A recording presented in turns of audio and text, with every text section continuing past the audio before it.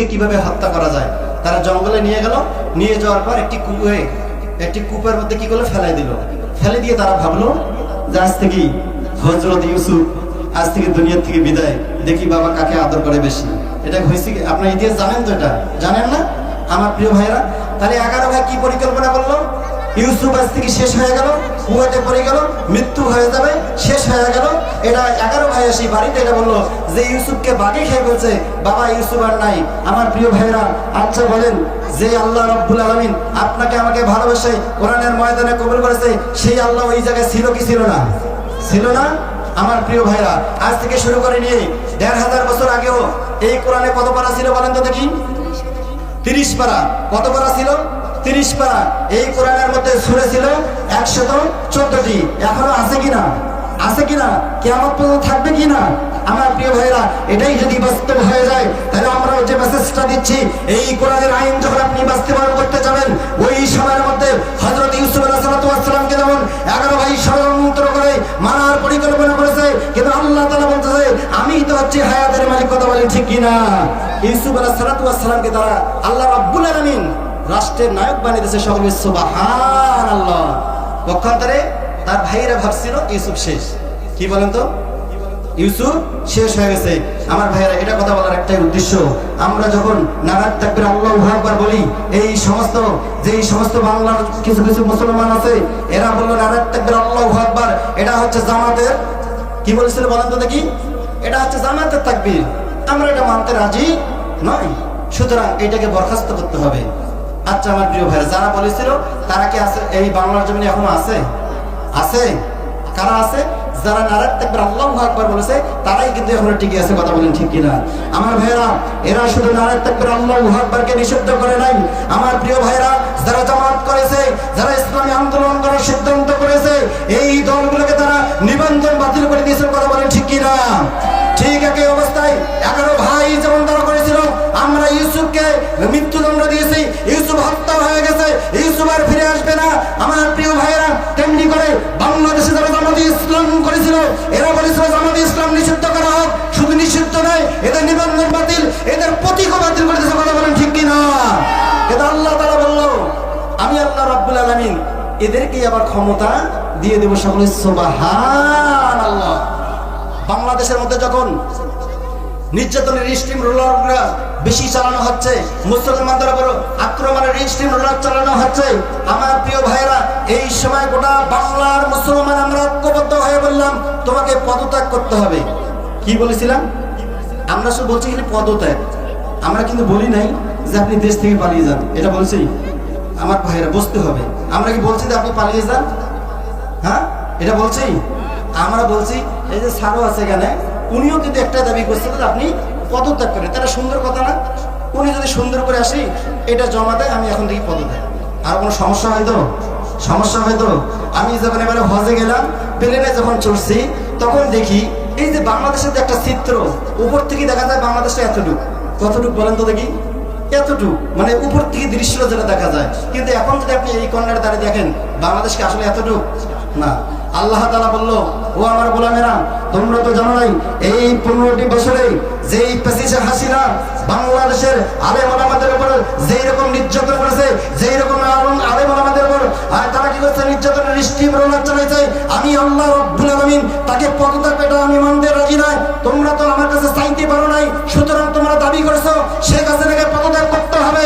আমি আল্লাহ তোমার এই কথার বরখাস্ত করতে পারি নাই, কারণ আমি আল্লাহ রাব্বুল আলামিন উপর থেকে দেখছি এই হাসিনা বাংলার জমিনে আলেমদের উপর যেরকম নির্যাতন করেছে, সুতরাং একে পদত্যাগ করতে হবে। এটা আমি আল্লাহ মানতে পারি না, বরং একে দেশত্যাগ করতে হবে। কোনটা বাস্তব হয়ে গেছে কথা বলেন তো দেখি? আল্লাহর কথাটাই বাস্তব হয়েছে। আমরা তো বাংলাদেশের মানুষ। এই যে স্যার বিএমপি করে, তিনিও বলেছে যে পদত্যাগ করো। কি করো? এই জায়গায় যে শব্দটা আসবে তার জানাতে হবে উলু উলু শব্দ দিয়ে। কথা বলেন ঠিক কিনা? 15টি বছর আমরা দেখেছি বিএনপি নেতা কর্মীদেরকে যেভাবে আক্রমণ করা হয়েছে, তার চাইতে 100 গুণে যারা কোরআনের হক কথা বলে মাঠে ময়দানে করেছে, তাদের উপর 100 ভাগ তারা কি করছে, নির্যাতনের স্টিম রোলার চালাইছে। কথা বলেন ঠিক কিনা? আপনি জেলখানার মধ্যে যা দেখবেন শুধু আলেম ওলামা, বড় বড় আল্লাহর কোরআনের যেগুলো আলেম, তারাই শুধু জেলখানার মধ্যে। আর যারা নেতাকর্মীগুলো আছে তাদের সংখ্যা কম। সবচেয়ে বেশি কারা বলেন তো দেখি? আলেম উলামা।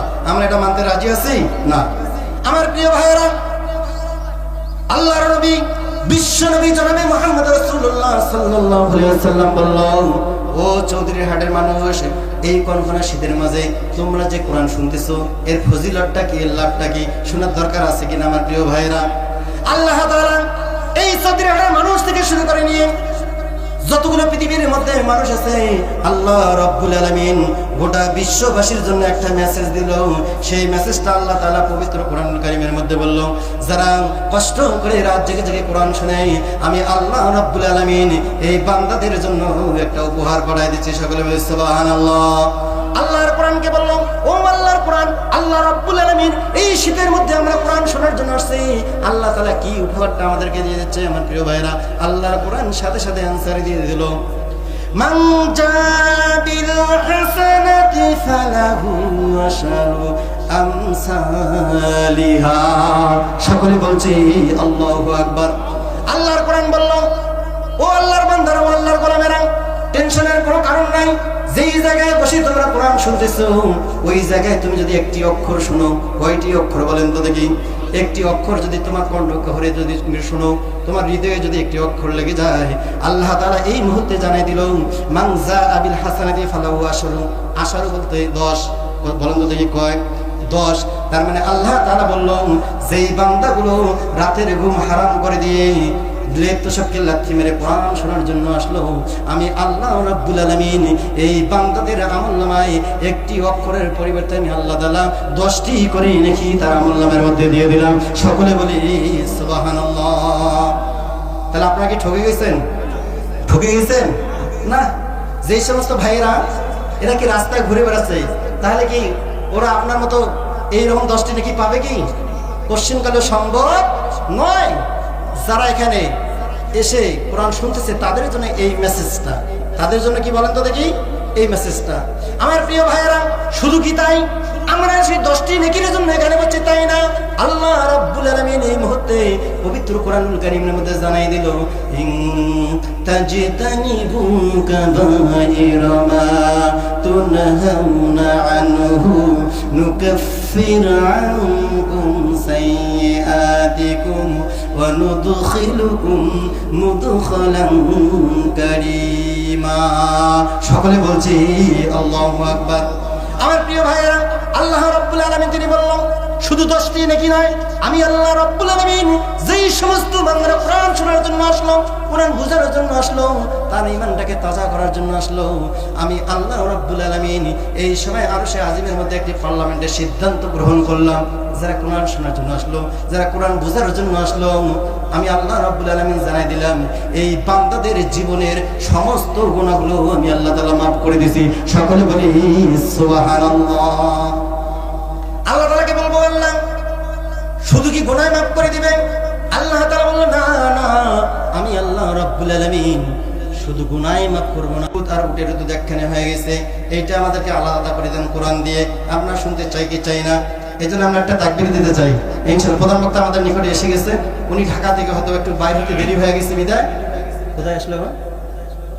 তুই ভান্ডার পার হয়ে আসছে, ইনশাআল্লাহ উনি এখনই চলে আসবে। আমার প্রিয় ভাইরা, উনি বাইরে হয়তো জামে ছিল। হ্যাঁ, আচ্ছা আমার প্রিয় ভাইরা, হয়তো কুয়াশার কারণে উনি গাড়ি টানতে পারতেছে না, যাক উনি আসে গেছে, যেহেতু তুষবান্ডা পার হয়েছে।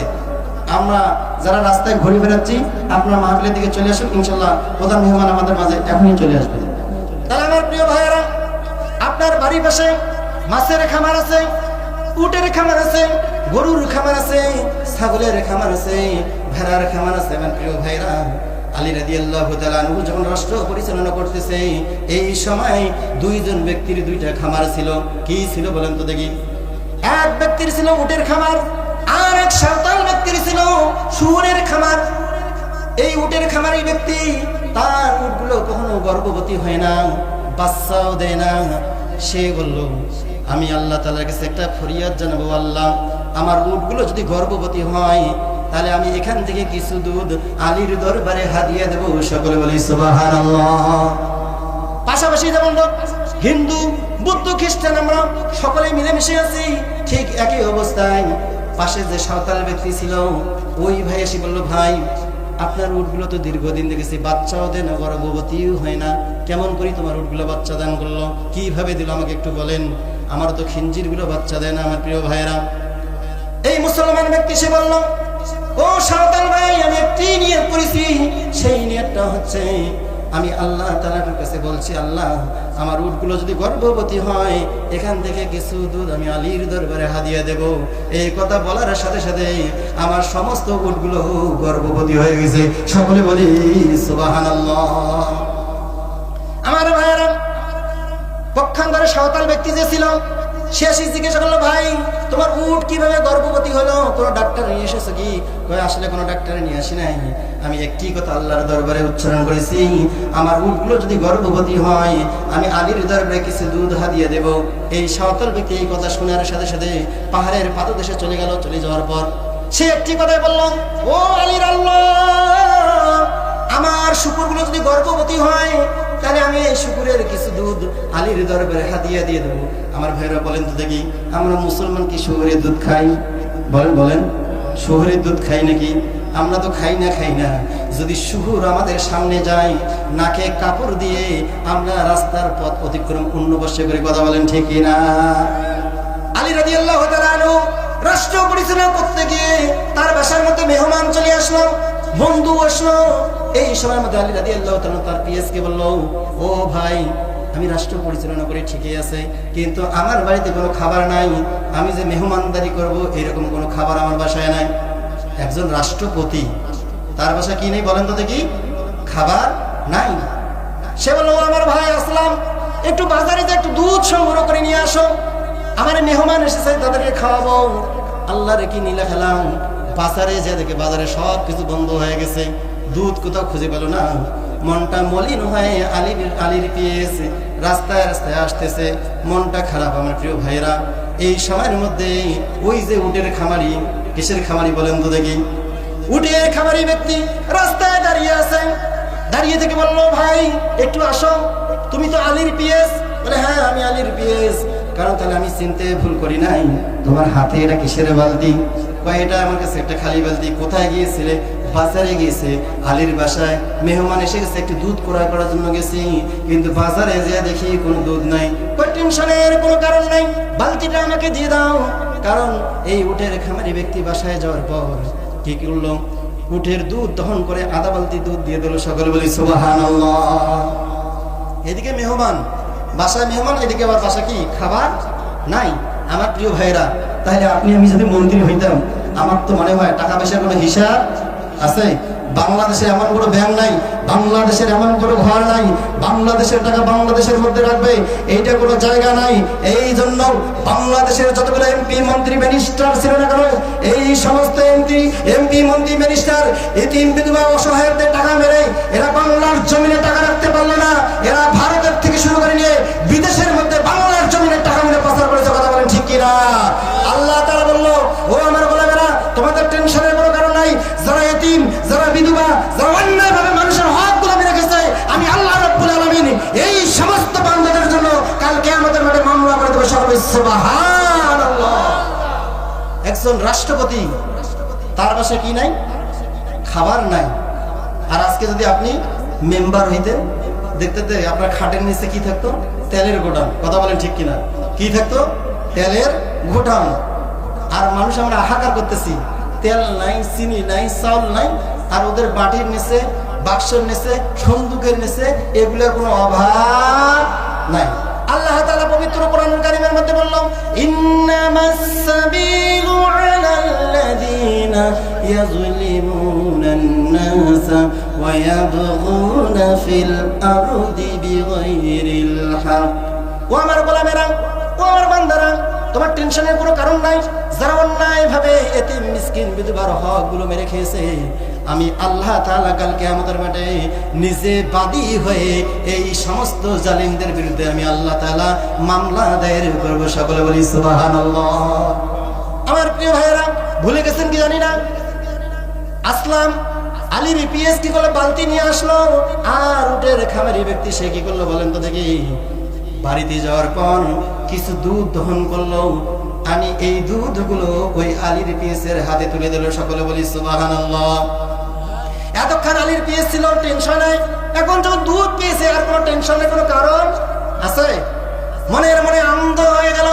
আর একটি গান আল্লাহর দরবারে শুকরিয়া আদায় করতেছে, আল্লাহ আমার রব, এই রবি আমার সব, আল্লাহ আমার রব, বলেন বলেন, আল্লাহ আমার রব, এই রবি আমার সব। সে বললো এখন তো দুধ পেয়েছি, আর কোনো টেনশনের কারণ নাই। আমার প্রিয় ভাইরা, তাহলে আর কোনো টেনশন আছে? বাড়িতে আত্মীয় এসেছে, দুধ তো ক্রয় হয়ে গেল। আলীর পিএস মনের মধ্যে আনন্দ নিয়ে মুখটা হাস্য উজ্জ্বল হয়ে গেল। রাস্তায় রাস্তায় গান গাইতে গাইতে আসতেছে। প্রতিমধ্যে আর একজন ব্যক্তি দাঁড়িয়ে আছে। ওই সাঁওতাল ব্যক্তিটা বলল, ভাই আমার চিনতে যদি ভুল না হয় তাহলে আমি বুঝতে পেরেছি তুমি আলীর পিএস। কার পিএস বলেন তো দেখি? তার মানে তুমি আলীর পিএস? হ্যাঁ ভাই আমি আলীর পিএস। কি হয়েছে তোমার? তোমার হাতে কি? ওই বালতি। আমার ভাইয়ারা বলে, এই বালতিটা তুমি আমাকে হাতে দাও। আসার পর এই বালতিটা হাতে নেওয়ার পর সে বাসায় চলে গেল। চলে যাওয়ার পর আমার প্রিয় ভাইরা, আর যে কি হলো, ওই খিঞ্জির গুলো বাচ্চা দিত না। বাচ্চা না দেওয়ার কারণে সে বলছে, আমার খিঞ্জির গুলো যদি বাচ্চা দান করে আমি এই খিঞ্জিরের কিছু দুধ আলীর দরবারে হাদিয়া দিয়ে দেব। আমার ভাইরা আলীর দরবারে কিছু দুধ হাদিয়া দেবে। এই মতো অবস্থায় আলীর পিএসের বালতিটা নিয়ে চলে গেল বাসায়। চলে যাওয়ার পর এখানে যে উটের দুধ আছে, এই উটের দুধের সাথে কিছু শুয়োরের দুধ ওখানে মিশ্রিত করলো। আধা বালতি আর এখান থেকে দিল আধা বালতি। এই আধা বালতি এক বালতি হয়ে গেল। এই দুধগুলো নিয়ে এসে আলীর পিএসের হাতে দিয়ে দিল। কি দিল বলেন তো দেখি? আলীর পিএসের হাতে দুধগুলো দিল। আলীর পিএস বলতেছে, ও সাঁওতাল ভাই তুমি কি করেছো? এগুলো কি আনলে? তুমি জানো না আমার বালতিতে ছিল উটের দুধ, তুমি কি দুধ দিলে? কই কেন? আমার বাড়িতে যে খিঞ্জির গুলো ছিল, এই খিঞ্জির গুলো বাচ্চা দিত না। কি দিত না আমার ভাইয়েরা? খিঞ্জির গুলো বাচ্চা দিত না। আমি বলেছি যদি আমার খিঞ্জির গুলো বাচ্চা দেয় তাহলে আমি আলীর দরবারে কিছু দুধ হাদিয়ে দেব। এই কথাটা বলার সাথে সাথে আমার খিঞ্জির গুলো গর্ভবতী হয়েছে। এই জন্য আমি কোনো টেনশন করি নাই, কোনো চিন্তা করি নাই। তোমার বালতির মধ্যে কিসের দুধ থাকে এটা আমার দেখার বিষয় নাই। আমি নিয়ত করেছি আলীর দরবারে দুধ পাঠা দেব। আমি যেই কথা সেই কাজ। বাড়িতে যাওয়ার পর এই খিঞ্জিরের কিছু দুধ দহন করে এই বালতিতে আমি লোড করে দিয়েছি, তুমি আলীর দরবারে নিয়ে যাও। পেঁচটা কোন জায়গায় লাগে গেল আমার প্রিয় ভাইয়েরা? এবার এই আলীর পিএস বলল, সর্বনাশ করে ফেলছো, উটের দুধ আর শুয়োরের দুধ তুমি একখানে করে দিছো। আমি আলীকে যে কি জবাবটা দেব আমার প্রিয় ভাইরা? পক্ষান্তরে যেই কথা সেই কাজ। এই ব্যক্তি বলল, আলী তো হলো এলেমের দরজা, সুতরাং দুধ তো হলো আল্লাহর নিয়ামত। দুধ কি বলেন তো দেখি? দুধ হচ্ছে আল্লাহর নিয়ামত। সুতরাং এই এক বালতি দুধ আমি কিভাবে ফেলাইতে পারি? সুতরাং আমি এই দুধগুলো ফেলাবো না। কারণ আলী রাদিয়াল্লাহু তাআলা আনহু তিনি বলে, সব সমস্যার সমাধান দিতে পারে শুধুমাত্র কেবলমাত্র আল্লাহর কোরআন। আলীকে যা বলবো, ও আলী রাদিয়াল্লাহু তাআলা আনহু, তুমি কোরআন দিয়ে শুয়োরের দুধ আর উটের দুধগুলো আলাদা করো। কিভাবে করবে? কারণ তুমি তো বলো সব সমস্যার সমাধান দিতে পারে শুধুমাত্র কেবলমাত্র আল্লাহর কোরআন। আল্লাহ রাব্বুল আলামিন সাথে সাথে কোরআনের মধ্যে আয়াত নাযিল করে দিয়ে গোটা বিশ্ববাসীকে জানাই দিল, ওয়া নাযালনা আলাইকাল কিতাবা তিবয়ানান লিকুল্লি শাইইন ওয়া হুদান ওয়া রাহমাতান ওয়া বুশরা লিল মুসলিমিন। সকলে বলছি আল্লাহু আকবার। আল্লাহ তাআলা বলল, উটের দুধ শুয়োরের দুধ একখানে হয়েছে। টেনশনে পড়ে গেছো? কোনো টেনশনের কারণ নাই, কারণ সব সমস্যার সমাধান দিতে পারবে শুধুমাত্র কেবলমাত্র আল্লাহর কোরআন। সকলে বলি সুবহানাল্লাহ। আমার প্রিয় ভাইয়েরা, আলীর পিএস সে বলল, দুধ তো হলো আল্লাহর নিয়ামত, এক বালতি দুধ আমি কিভাবে জমিনের মধ্যে ফেলে দেই? আমি এটা পারবো না। সুতরাং আলীর দরবারে নিয়ে যাই। এই সমস্যার সমাধান শুধুমাত্র আলী দিতে পারবে। কে দিতে পারবে বলেন তো আমার ভাইয়েরা? আলী দিতে পারবে। আল্লাহ রাব্বুল আলামিন পবিত্র কোরআনুল কারীমের মধ্যে জানাই দিল, ফাবিআইয়ি আলাহি রাব্বিকুমা তুকাযযিবান। সকলে বলছে আল্লাহু আকবার। আল্লাহ তাআলা বলল, তোমরা আমার কোন নিয়ামতটাকে অস্বীকার করতে পারবে না, কারণ উটের দুধ আর শুয়োরের দুধ একখানে হয়েছে, কিন্তু ওটাও তো আমার নিয়ামত। কি বলেন তো দেখি? ওটাও আমার নিয়ামত। এই ব্যক্তি টেনশনে এই দুধগুলো নিয়ে এসে আলীর দরবারে নিয়ে আসলো। আল্লাহ রাব্বুল আলামিন উটের দুধ আর শুকরের দুধ কিভাবে আলাদা করবে আল্লাহর কোরআন। সবাইকে ডাক দিয়ে নিয়ে আসা হলো। এক পর্যায়ে আলী রাদিয়াল্লাহু তাআলা আনহু বলল, ও ভাই আসলাম, একটি কাজ করো, একটা পাত্র নিয়ে আসো। কি নিয়ে আসো বলেন তো দেখি? একটি পাত্র নিয়ে আসো। আচ্ছা বলেন আপনার বাসা, আমরা যারা এখানে উপস্থিত হয়েছি কার কার বাসায় গরু আছে বলেন তো দেখি? একটু হাত ওঠেন তো দেখি, কার কার বাসায় গরু আছে? আচ্ছা, হাতগুলো নামান। গরু আছে তো? তাহলে তো অবশ্যই আমরা জানি গরুর যত্ন আমরা নিতে পারি কি পারি না। আমার প্রিয় ভাইরা, এই গরুটাকে আপনি রাতের মধ্যে কয়েলও দিলেন না, না খেয়েও রাখলেন, পানিও দিলেন না, পরের দিন সকালবেলা আবার কি করলেন? হাল বর্জন আবার এই গরুকে নিয়ে গেলেন। গরু কখনো না শব্দ করছে? গরু বলছে আমার যেহেতু মনিব, আমার মালিক, এখানে না শব্দ করা যাবে না। আমি বুঝতে পেরেছি, আমাকে কোনো কয়েলের ব্যবস্থা করে নাই, আমাকে রাতের মধ্যে পানির ব্যবস্থা করে নাই, না খেয়েছিলেন। সকালবেলা আবার মালিক কি করলো? হাল বোয়ার জন্য কি করলো? গরু নিয়ে চলে গেল, না খেয়ে ওই অবস্থায় চলে গেল। গরু কোনো টু শব্দ করে নাই। গরু কি কোনো হরতাল করেছে? কোনো মিছিল করেছে? কোনো মিটিং করেছে? না। তার মানে একটি শব্দ, আমার মালিককে আমি কখনো কষ্ট দিতে পারবো না। আমার প্রিয় ভাইয়েরা, আল্লাহ তাআলা বলল, ও আমার গোলামেরা, আমি আল্লাহ রাব্বুল আলামিন এই কোরআনখানা যখন পৃথিবীর জমিনে নাযিল করেছি, এই কোরআনের প্রথম যে সূরাটা আছে সূরাতুল ফাতিহা, তারপরে আমি আল্লাহ রাব্বুল আলামিন যেই সূরাটা নাযিল করেছি এই সূরাটার নাম হচ্ছে সূরাতুল বাকারা। কি বলেন তো দেখি? সূরাতুল বাকারা। যারা মাদ্রাসা লাইনে লেখাপড়া করছে, বাকারা মানে কি? কি নাম বলেন তো দেখি? বাকারা মানে হচ্ছে গাবি। গাবি মানে কি? গরু, তাই না? আপনারা যারা হাত তুলতেছেন তার মানে সবার বাড়িতে গরু আছে। আছে কি আছে না? আমার প্রিয় ভাইরা, আল্লাহকে প্রশ্ন করবো, আল্লাহকে প্রশ্ন করবো, আল্লাহ এত সুন্দর একটি কিতাব, এই কিতাবখানা তুমি গরু মার্কা সূরা দিয়ে কেন তৈরি করলে, শুরু করলে? আমার প্রিয় ভাইরা, পক্ষান্তরে আপনি লক্ষ্য করে দেখেন লাস্টে যে সূরাটা আছে এই সূরাটার নাম কি? কি নাম বলেন তো দেখি? সূরাতুন নাস। নাস মানে কি বলেন তো দেখি? মানুষ। নাস মানে কি? মানুষ। আর বাকারা মানে কি বলেন তো দেখি? বাকারা মানে হচ্ছে গরু। আল্লাহ রাব্বুল আলামিন তিনি বললেন, ওই গরু থেকে শিক্ষা গ্রহণ করো। এই গরুর মালিক কি করলো? রাতের মধ্যে কয়েল দিল না, খাবার দিল না, ওয়াল দিল না, কোনো পানির ব্যবস্থা করলো না। আবার সকালবেলা উঠে কি করলো? এই গরুটা টুক শব্দ করলো না, মিছিল করলো না, মিটিং করলো না। হাল বোয়ার জন্য এই গরু প্রস্তুত হয়ে গেছে। সকলে বলি সুবহানাল্লাহ। আল্লাহ তাআলা বলল, যারা প্রকৃত ইমানদার হবে, যারা প্রকৃত মুমিন হবে, এই মানুষগুলোকে আমি আল্লাহ রাব্বুল আলামিন বললাম, তুমি আগে গরু হও। কি হও বলেন তো দেখি? আল্লাহ তাআলা বলল, এই জন্য আমি আল্লাহ রাব্বুল আলামিন এই পবিত্র কোরআনুল কারীমের মধ্যে সূরা ফাতিহার পর আমি আল্লাহ রাব্বুল আলামিন একটি গরু মার্কা সূরা দিয়েছি। সকলে বলি সুবহানাল্লাহ। পক্ষান্তরে আল্লাহ তাআলা এই জায়গার মধ্যে কি জিনিসটা বুঝাইলো আপনাকে আমাকে? মানুষ হতে গেলে আপনাকে আমাকে যে কাজটা করতে হবে এই গরুর মতো। আমার প্রিয় ভাইরা, গরু থেকে শিক্ষা অর্জন করো। আপনার যদি অহংকার থাকে, কি থাকে বলেন তো দেখি? আপনি যদি